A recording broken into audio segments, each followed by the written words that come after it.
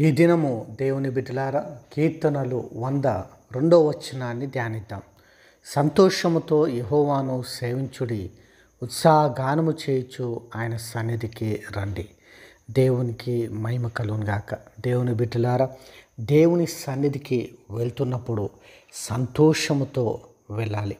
ఆయనను సేవించడానికి, ఆయనను మహిమపరచడానికి, ఆయనకు పరిచర్య చేయడానికి, ఆయన కొరకు వెళ్తున్న సమయంలో సంతోషముతో వెళ్ళాలని, ఉత్సాహగానము చేయుచు ఆయన సన్నిధికి రావాలని వాక్యము సెలవిస్తూ ఉంది.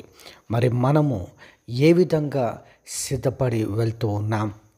చాలాసార్లు ఒక ఆచార రీతిగా వెళ్తూ ఉంటాం. చాలాసార్లు ఏదో పోవాలి కాబట్టి పోతున్నామన్నట్టు వెళ్తూ ఉంటాం.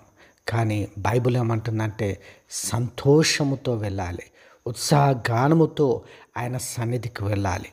దేవునికి మహిమ కలుగును గాక. దేవుని బిడ్డలారా, మరి మనము ఆ విధంగా వెళ్ళాలని వాక్యములో మనం చూస్తూ ఉన్నాం.